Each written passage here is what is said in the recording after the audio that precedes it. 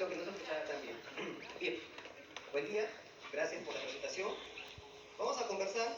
Yo voy a hablar sobre el manejo del paciente politraumatizado pediátrico en la UCI. Sin embargo, el manejo del paciente politraumatizado pediátrico en 15 años de emergencia. Y vamos a ver.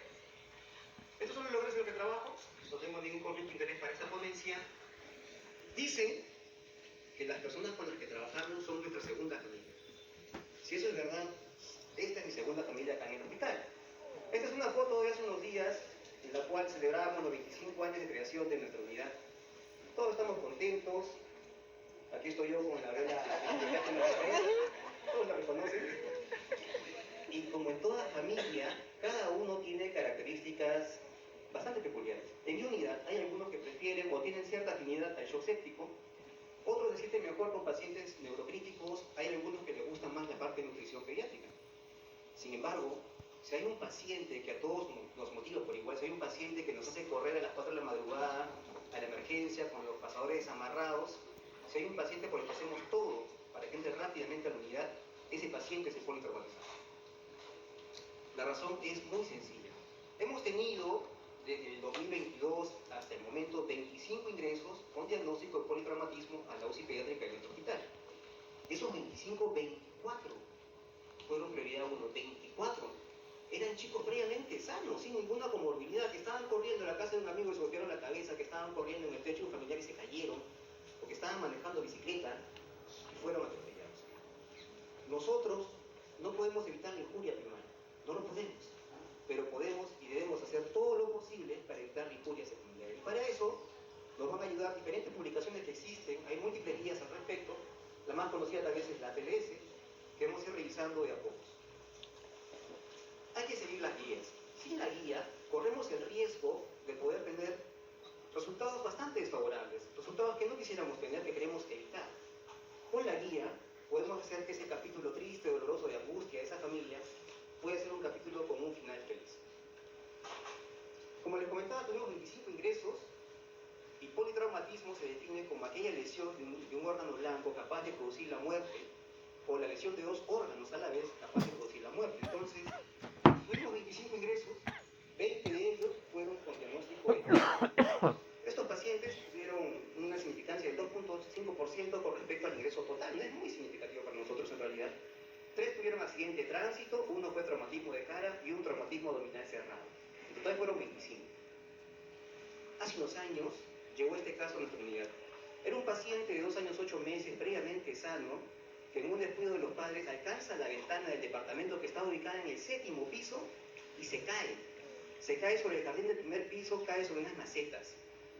Es auxiliado por los bomberos, lo encuentran inconsciente, lo llevan al hospital más cercano y es intubado. Luego lo refieren a nuestra unidad. Entonces, ¿cómo podemos abordar a este paciente de esta manera? Entonces, tenemos que pensar en las señales de muerte. Existen condiciones que podemos reconocer rápidamente y el paciente puede fallecer si es que las vemos en el paciente. Entonces tenemos que reconocerlas porque cada vez que vemos un paciente de estas características no podemos perder el tiempo evaluando condiciones que no tienen tanta necesidad en ese momento. Definitivamente el paciente que es una evaluación completa, nadie está en desacuerdo con eso, pero cada situación requiere una prioridad. Y cuando nos enfocamos en el paciente politraumatizado, la guía nos menciona una fórmula de acción, algo que debe ser bastante interiorizado en el médico que recibe el paciente. Tiene 3 componentes, la primera es evaluar, luego identificar e intervenir. Evaluar, identificar e intervenir. Entonces, tenemos que evaluar todas aquellas condiciones que rápidamente pueden descompensar al paciente y lo pueden llevar a un estado de paro cardiorrespiratorio y subsecuente al fallecimiento. Debemos evaluar inicialmente una impresión, la etiología de esta, qué tan grave está y las formas en las que podemos solucionar e intervenir de esa manera. Una vez que hemos terminado con la evaluación inicial, la impresión inicial, proseguimos con la secundaria, perdón, con la primaria y luego con la secundaria. Entonces, empecemos con lo que tenemos que evaluar en la impresión inicial. La guía del PALS nos menciona el triángulo de evaluación pediátrica, que es muy conocido por todos. Es un triángulo que tiene el objetivo de poder identificar todas aquellas condiciones de un paciente que puede estar gravemente enfermo, inestable y que van a desencadenar en un paro cardiorrespiratorio y un posible fallecimiento. Este triángulo tiene 3 características: la apariencia, la respiración y la circulación. Y ojo, para evaluar el triángulo de evaluación pediátrica no debo tocar al paciente, no es necesario. Se dice que debe tomar 50, 60 segundos como máximo para poder hacer esta evaluación Entonces, con solo verlo, yo puedo tener una idea si el paciente tiene una condición de gravedad o no. Vamos a practicarla. Este es un paciente que se encuentra en una cama. Vamos a verlo. Primero apariencia, nos dirige la mirada, tiene buen tono, interactúa con el entorno, se ve tranquilo, no está llorando. La respiración. No le noto esfuerzo respiratorio, vean, no tiene oxígeno suplementario, la frecuencia y la posición son correctas, y aunque no haya audio, les aseguro que no está haciendo ruidos. Finalmente la circulación tiene un buen color, no veo palidez, no se ve marmorio, no lo puedo descubrir en ese momento, pero no impresiona cianosis en las manos y tampoco petequias evidentes.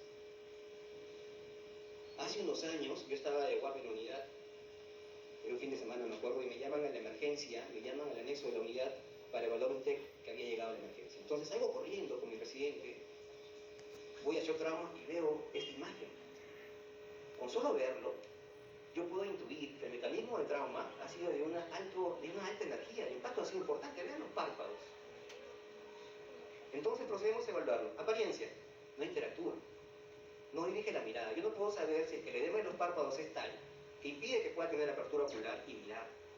O tal vez simplemente su sensorio está bastante comprometido. Se ve demasiado tranquilo, ¿verdad? Y esto debe doler. Entonces yo no sé si es que le han aplicado un medicamento potente como analgésico o de repente su sensorio está comprometido y por eso está tan tranquilo. Respiración, tenía un pobre esfuerzo, estaba bradineico, frecuencia respiratoria de 6 a 8 para un paciente de esta edad, estaba bradineico y alguien le puso una cánula nasal. Probablemente ya empezó a desaturar. Finalmente, la circulación se ve pálido, vean los labios, hay un hematoma perioritario evidente, tiene múltiples exploraciones. Entonces, con esta evaluación, sin lugar a duda, el paciente tiene una condición de riesgo, de gravedad, que si no se atiende rápidamente va a fallecer. Procedimos intubados. Estos dos casos lamentables. Vean, dos niños que estaban en shock hipovolémico, fueron evaluados en emergencia, fueron intubados y luego se pidió todo el soporte. Sin embargo, alguien va a pensar, llamen al interno para que lo suture, alguien va a esperar un hemograma para ver la hemoglobina para transfundir, evidentemente que no. Si tengo un shock hipovolémico, lo que debo hacer es actuar, transfundir primero fluidos, luego sangre, luego lo vamos a ver, y rápidamente alguien debe estar coordinando con el equipo de cirugía, alguien debe estar coordinando con el cirujano plástico, que hay uno de guardia siempre, con el anestesiólogo para que pueda separar la sala, con el encargado del banco de sangre para que nos pueda facilitar los hemocomponentes a fin de poder darle todo el soporte. Y cuando hacemos todo, de alguna manera hubiéramos querido que esto no ocurra, pero si ya ocurrió, debemos hacer nuestro mejor esfuerzo para tener los mejores resultados posibles. Bien, una vez que nos hemos asegurado que el paciente no tiene ninguna condición que lo va a llevar a un paro cardiorrespiratorio y en consecuencia a la mortalidad, pasamos a la evaluación primaria. Tiene 5 componentes, A, B, C, D, E, yo estoy seguro que muchos lo conocen. A de vía aérea, B de buena respiración, C de circulación, B de déficit neurológico y la E de exposición. Empezamos con la vía aérea.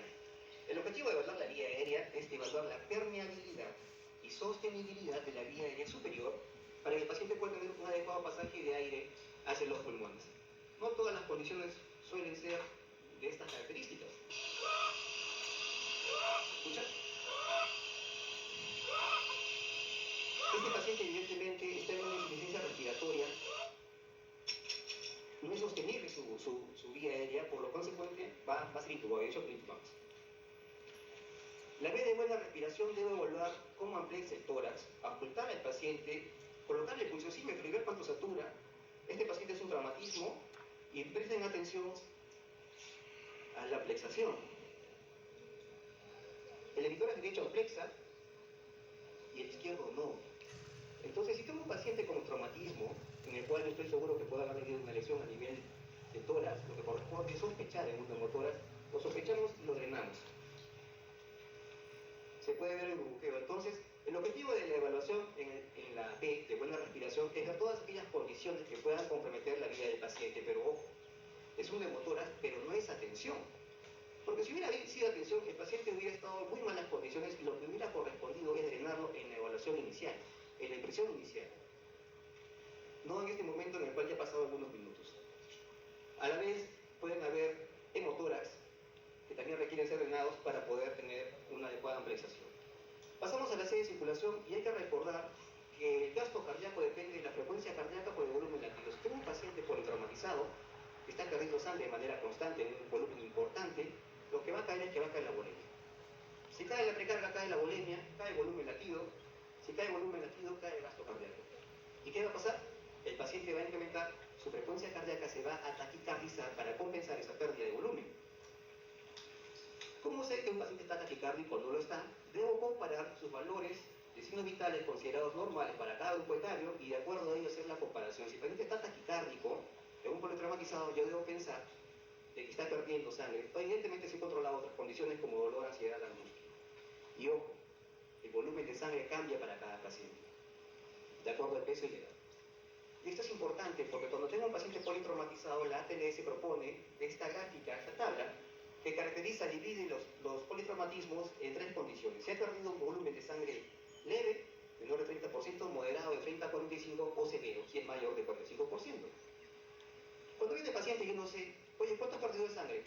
No sé, me dice, talla 33, ya 33%. No, ¿verdad? Yo tengo que ver las características del examen físico y poder influir en qué tabla, en qué parte se encuentra el paciente. Y propone 4 ventanas. La cardiovascular, en la cual el paciente en leve está taquicárdico, pero tiene pulsos periféricos, aunque son débiles. Cuando pasa moderado está más taquicárdico, los pulsos periféricos no son palpables y los centrales se palpan débiles. Y cuando ya es severo, el paciente de taquicardia pasó a bradicardia. Mucho cuidado, un paciente politraumatizado que tiene una frecuencia cardíaca menor a la esperada está extremadamente grave. Y hay que reconocerlo.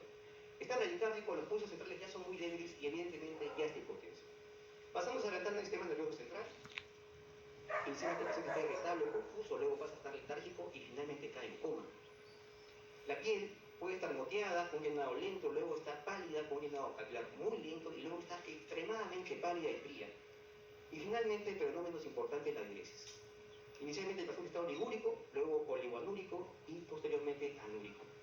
Y debo asumir que si yo encuentro a mi paciente con estas características, debo tener extremo cuidado, porque ese paciente está muy mal y rápidamente se puede descompensar hacia un paro cardiorrespiratorio. También evaluando la circulación, no todas las condiciones van a poder ser evaluadas en el examen físico y son de riesgo. Si tenemos la ayuda de un ecógrafo, yo sugiero que lo podamos usar, de hecho que la guía lo propone. Este es un paciente con traumatismo torácico en el cual se evidencia una disfunción pericárdica. En ese caso, en ese escenario, deberíamos pensar que es un hemopericardio. En consecuencia, debo llamar al cirujano cardiovascular y ojo. No está con signo de shock, entonces asumo que no está taponado, porque si tuviera signo de shock está taponado y lo que debería hacer es drenarlo inmediatamente y debería hacerlo yo. Yo tengo muchas amigas enfermeras, yo veo sus ojitos como les brillan cuando ven pacientes así. Yo por eso voy con mangas largas, porque a mí se me notan las venas. Pero la guía recomienda que todo paciente politraumatizado debería tener 2 accesos venosos periféricos por lo menos y ser de buen calibre. Pero ¿ustedes creen que pacientes politraumatizados con una pérdida sanguínea importante va a ser posible visualizar venas? La verdad que es bien difícil. Y si son lactantes, peor todavía. Y la guía recomienda que usted tiene 3 minutos. 3 minutos, y algunas son más estrictas, dicen 90 segundos. Usted tiene 90 segundos desde intentar la primera canalización hasta conseguirla. Y si no la consigue, sin dudarlo, colocar una vía intraósea. Porque usted va a perder tiempo en actuar, va a perder tiempo y el paciente va a sufrir las consecuencias. Ahora enfoquémonos en qué hacer con ese paciente, cómo vamos a reponer esas pérdidas de volumen de sangre. Primero debemos clasificar el paciente. ¿Está estable o no lo está? Si está estable, vamos por acá. Lo que corresponde es pasar un área de monitoreo, continuar con la evaluación, identificar problemas y luego intervenir. Y si tiene alguna conducta que requiere ser solucionada con una intervención quirúrgica, pasa a la operación. Pero si está inestable, el paciente tiene una condición de gravedad que puede desencadenar el fallecimiento, un paro cardiorrespiratorio. Entonces procedemos a hacer un reto de volumen. Volumen soy al 9 por 1000, 20 ml por kilo y luego reevaluamos. Está estable, pasa para acá. Continúa inestable, segundo reto de volumen. Cloruro de sodio al 9 por 1000, 20 ml por kilo. Acá ya, que me gusta la carta de Ringer, poligelina me va mejor. La verdad que acá la guía es bien clara. Para esto el paciente de suero fisiológico ha demostrado bastante superioridad, no hay necesidad de usar otro líquido. Y pasa para acá, si está estable. Pero si continúa inestable, lo que corresponde es transfundir. Cuando sangra un paciente, pierde paquete globular, pierde glóbulos rojos, leucocitos, componentes de plasma y plaquetas. Entonces, yo voy a transfundir todo. Paquete globular, plasma fresco y plaquetas, ojo, politraumatizado. A una relación 1-1-1. Y luego llamo al cirujano que ya debe estar a mi costado para poder ir a hacer las operaciones porque evidentemente hay una pérdida de sangre muy evidenciada y debe ser controlada. Ese es un ensayo clínico de adultos. Bueno, es de adultos, pero es lo que hay. Que se llama, bueno, ustedes saben que los ensayos clínicos se asume que van a ser legendarios, que van a ser clásicos. Le ponen nombres pegajosos, nombres que puedan recordarse. Por ejemplo, el Corticus, que valora glucocorticoides en paciente crítico, el Sugar, sobre el control del azúcar, ¿no? El Óscar, el Oscar de Bajo, Proceva, últimamente el Andrómeda, de Elena Hernández y bueno, y demás. Porque se asume que van a ser clásicos y la gente quiere que los recuerde, la gente quiere que pueda tener un nombre pegajoso, ¿no? Que tenga mucho flow. Pero no sé qué pasó. Yo entiendo que quisieron hacer con las iniciales de hepatitis globular y por demás. Pero bueno, este estudio es un ensayo clínico y compara dos estrategias con adultos. Una estrategia de pasar 1-1-1, una relación de una unidad de plaquetas, una de plasma y una de paquete globular, en comparación a 1-1-2, una de plasma, una de plaquetas y dos de paquete globular. El paciente politraumatizado severo con pérdida sanguínea. Entonces, hicieron el ensayo clínico y vieron que no había diferencias en la mortalidad ni a las 24 horas ni a los 30 días. Entonces, si yo tengo un paciente que le puedo hacer una estrategia 1-1-1 versus una 1-1-2, y yo sé que no hay diferencia, ¿para qué lo voy a exponer a dos unidades de paquete globular con todo lo que eso implica? Así que con una unidad lo va a ir igual de bien. Pero hay que tener alguna consideración acá. Son población adulta, manejan otro nivel de hemoglobina, y en nuestro país en el cual habitualmente hay pacientes con anemia. La guía también menciona que podemos usar el ácido tranexámico.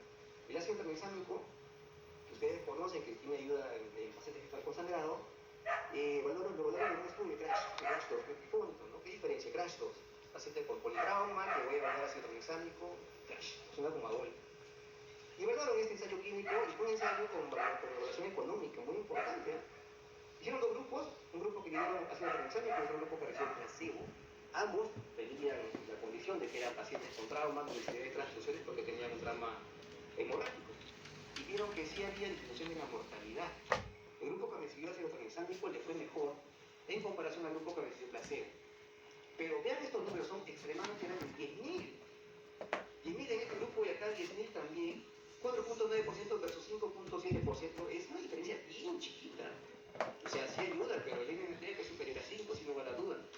Entonces, según esta evidencia, podríamos optar por iniciar ácido tranexámico, pero ojo, solamente demostró beneficio cuando empezábamos en la primera hora de trauma. Y si no tenemos la oportunidad de darle en la primera hora, hasta la tercera hora. Y había disminución en la mortalidad. Pero más allá de eso, no había beneficio. Ahora digan ustedes, ¿quién tiene la posibilidad de recibir un paciente politraumatizado, de recibir el ácido tranexámico rápidamente en las primeras 3 horas? Bien difícil, justo estará con la vía periférica, con suerte. Pero bueno, la guía manda eso. Ahora pasemos al de déficit neurológico. Existen varias escalas, la escala ABI, la escala de coma de Glasgow. Acá apliquemos el Glasgow. Esta es una niña, vean, no tiene apertura ocular espontánea, le estaba llamando por su nombre, no tiene audio por ello, no responde a su nombre. Le hago el estímulo doloroso y recién tiene apertura ocular. Puntuación 2, 2 en apertura ocular, respuesta verbal. 2 años y medio por si acaso. Le llamo por su nombre, le hago preguntas sencillas, tampoco me responde. La estimulo y solamente llanto. Sonidos incomprensibles, puntuación 2. Y cuando le hacía estímulo doloroso para valorar la respuesta motora, le encuentro un 4 porque solamente retiraba el dolor. Puntuación total 8, 8 de Glasgow, fue intubado. Y eso debemos evaluar en el déficit neurológico. Pupilas, muy importante. Pupilas, acá hay una anisocoria importante, esta está bastante dilatada y acá por la luz tal vez no se ve. Pero si yo encuentro anisocoria en un paciente con traumatismo, yo debo pensar que hay una lesión ocupante de espacio en el cerebro. Una hemorragia intracraneal, tal vez un hematoma subdural, epidural, no lo sé, pero con suficiente tamaño para poder ejercer hipertensión endocrinal en el paciente con riesgo de enclavamiento y desenlace fatal. Siempre hay que evaluar. Yo sé que muchos de ustedes trabajan en hospitales de referencia, acá llegan muchos pacientes referidos y lamentablemente nos llegó un caso así. Un paciente que había tenido un TEC evolutivo ya, creo que fue por 36 horas más o menos del TEC, queda intubado con esta carita, lamentablemente. No vamos a poder evaluar pupilas, ¿verdad? Pero existe una solución, la evaluación pupilar ecográfica. Entonces, protegemos el ojito con un Tegader, colocamos un traductor lineal y tenemos esta imagen. Ahí podemos ver el globo ocular y este puntito de acá es la pupila. Hacemos una estimulación luminosa a este nivel intensa para poder atravesar el párpado, porque no podemos aperturar el ojito, y por el reflejo consensual vamos a poder evaluar el diámetro pupilar, si es igual o no, para poder descartar anisocoria. Y si tiene reflejo consensual conservado o no, que acá lo tenía afortunadamente.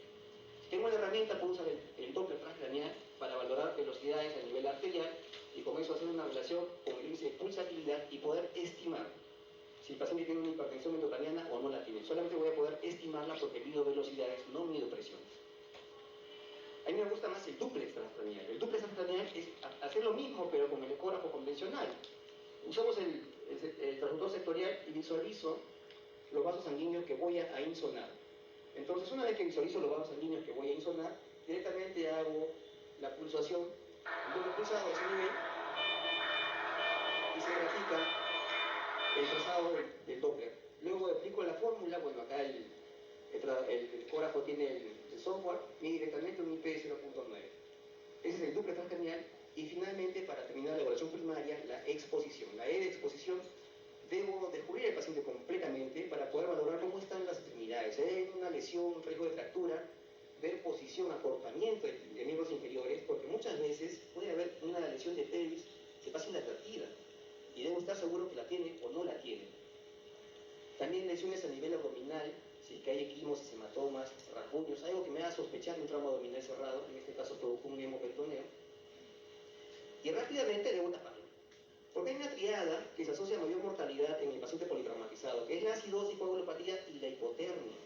Muchos se emocionan, lo tienen descubierto al paciente, terminan de evaluarlo y sigue descubierto, y sigue enfriándose, y no, a este paciente politraumatizado no le conviene la hipotermia, hay que tener mucho cuidado con eso. Una vez que me aseguro de que la evaluación primaria fue completa y no encontré ningún tipo de problema que deba solucionarlo inmediatamente, paso a la evaluación secundaria, y aquí sí amplío mi historia clínica, amplío mi examen físico y pido los exámenes auxiliares, pero debo mantener la vigilancia, el monitoreo, porque condiciones que puedan aparecer debo nuevamente evaluar, identificar e intervenir. Esta es una paciente que tuvo trauma abdominal cerrado, fue a las operaciones, hicieron lo que correspondía a control de daños, colocaron un tren tubular, una carita Jackson y la encuentro taquicardia. Entonces la descubro nuevamente, la evalúo y veo esto. Vean, es un daño, está sangrando continuamente el abdomen. Entonces rápidamente llamamos al equipo de cirugía pediátrica y nuevamente entró a las operaciones y controlaron la hemorragia. Una vez estaba en mi turno noche, hago mi ronda y encuentro un paciente que había estado intubado con TEC y lo veo así. Bradicárdico, hipertenso, acá está el camnógrafo, un paciente con TEC que ya había ido a hacer las operaciones y lo tengo yo en una unidad. ¿Qué debo pensar? Que ha vuelto a sangrar probablemente. Entonces rápidamente bolo hipertónico, corremos a tomografía, regresamos, evidenciamos la hemorragia, entró a las operaciones con el neurocirujano, se controló el sangrado y fue bien este paciente, afortunadamente. Entonces, evaluar, identificar e intervenir constantemente nos va a ayudar bastante para el monitoreo de nuestros pacientes. Hay muchos scores. Este es un score de trauma pediátrico que nos ayuda a tomar decisiones precozmente y sobre todo valorar pronósticos. Tiene 6 componentes, cada uno se puntúa de mayor condición con mayor puntuación a menor condición, a peor condición con menor puntuación, como en Glasgow, ¿verdad? Cada como en Glasgow 15, buenas condiciones 3, muy mal, ¿no? Mayor puntuación, mejor condición. Y menor puntuación, peor condición. Si el paciente tiene menor peso, una vía insostenible, está hipotenso, en coma, con heridas penetrantes y fracturas expuestas, ese paciente tiene una puntuación muy baja. Entonces yo debo hacer rápidamente compensar lo mejor que pueda el paciente. Y si estoy en un centro hospitalario, que no voy a solucionar el problema, si no tengo neurocirujano de guardia, no tengo UCI pediátrica, debo referirlo oportunamente, pero en las mejores condiciones. Ojo, en las mejores condiciones, por favor. Porque a veces pasa que llega la mamá con el bebé en brazos, y en el puerto de la emergencia no le dicen, uy, no señora, no hay neurocirujano. No hay UCI pediátrica, señora. Ve esa esquina, ahí pasa la combi que la lleva al rebariátrico. 50 nomás le cobra, le dice. Vaya rápido, que esa hora no hay tráfico. No, ustedes deben evaluar al paciente, estabilizarlo de la mejor manera y referirlo en las mejores condiciones. Porque ese paciente, si está en esta condición, el riesgo de un paro cardiorrespiratorio es bastante alto. Bien, de los 25 que tuvimos, fallecieron 2. 25 fallecieron 2, ambos por TEC, lamentablemente. Si uno compara estadísticas, no lo hicimos tan mal, pero eran 2 chicos previamente sanos, que no debieron fallecer. Y eso nos duele a todos. Casi para finalizar, ¿qué pasó con nuestro paciente que les comenté al inicio? 2 años, 8 meses, previamente sano, se cae del piso 7, sobre el primer piso, cae sobre maceta, lo intuban y llega a prevalecer. Pues le fue bien. Estuvo muy mal, tuvo lesión intracraneal, requirió un TIC, tuvo lesión intraabdominal, tuvo perforación de labio, de mejilla, múltiples fracturas, se le dio el soporte correspondiente, estuvo en hemodiálisis 3 días, estuvo intubado 21 días y en la unidad 27 días y luego sale a la parte de atención pediátrica, cirugía, y luego se va a la casa. Y a los meses regresó. Y se veía muy bien. Se veía muy bien, imagínense, se había caído del piso 7. Y el chico, uno cuando lo veía, no hubiera pensado que estuvo tan mal en esa condición. Y es una alegría para todos, evidentemente. El chico estaba yendo a su terapia de medicina física, que tenía fracturas. Creo que la mamá se mudó a un primer piso, solo por precaución. Pero fue muy bien. Yo creo que cuando un paciente recibe toda la atención que necesita, con el mejor esfuerzo de todos, enfermeras, técnicos, limpieza, todos, anestesiólogos, cirujanos, la UCI, evidentemente, damos